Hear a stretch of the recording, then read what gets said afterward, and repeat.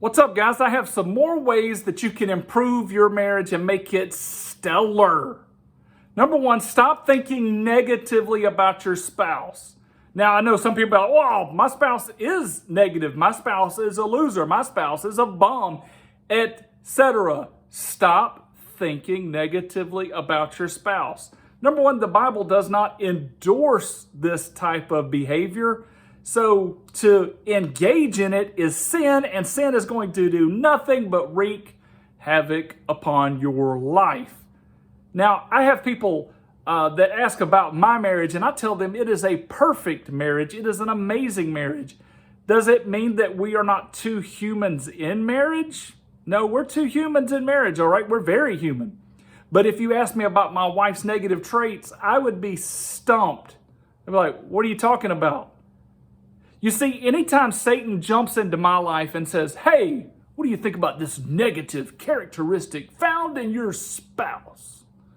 I just tell him, no, I will not think those thoughts. Number one, negative thoughts bring me down as a person. But why on the earth would I try to tear down the person that is in my life to help build me up, that is there to help sustain me, who I'm there to share love and affection with, who's there to accept me as a person? Why would I ever do that to myself? And in fact, you'll find that productive people, oftentimes, there is a productive person in their life that believes in them.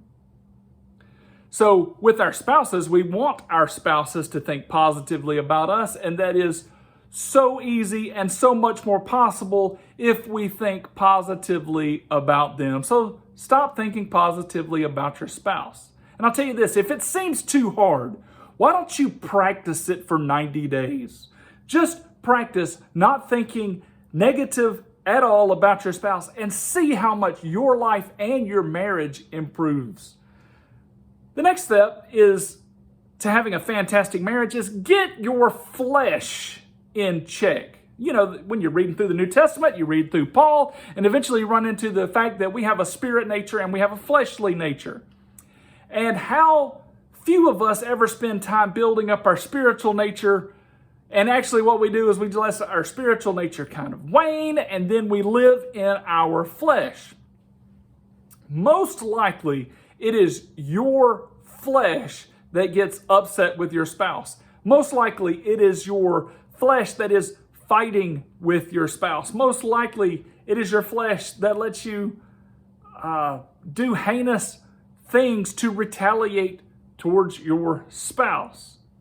And so if you spend your time living in the flesh, if you always feed the flesh what it wants to eat, if you always want to feed it what it wants to do, as far as laziness and relaxation, if you always avoid responsibility, and if you cross any other sin threshold repeatedly, then your flesh is super strong and it is a super horrible component of your marriage. But if you discipline yourself, if you use God's strength and power to begin to subdue your flesh, for every ounce of energy you put into subduing your flesh, you will see a pound of positive return in your marriage.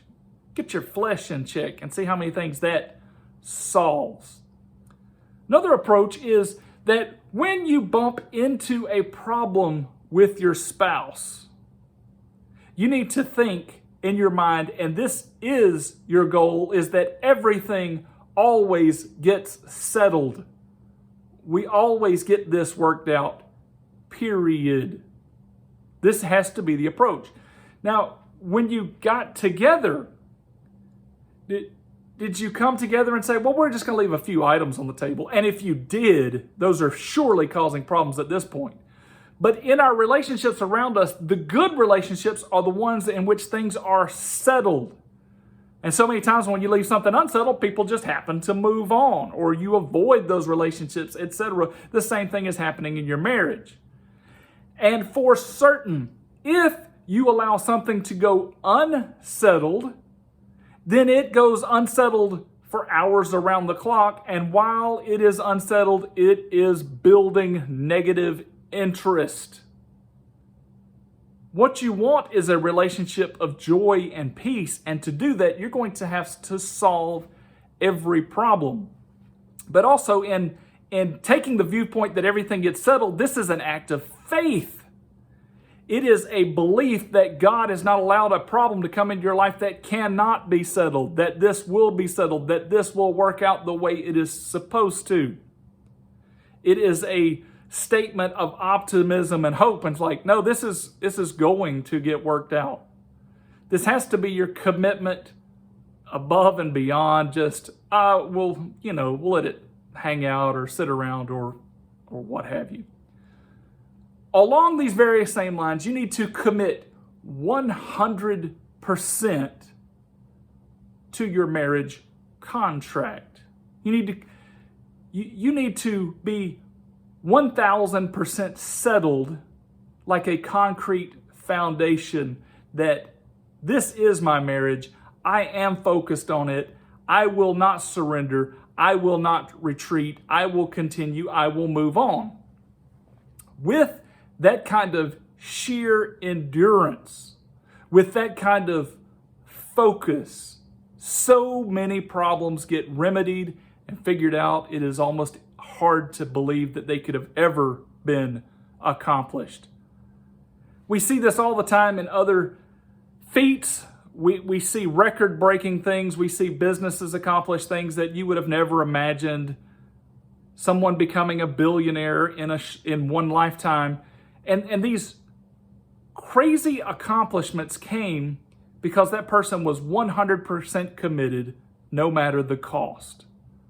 So take these tips, apply them to your marriage, and see how much it will transform them in the next 90 days.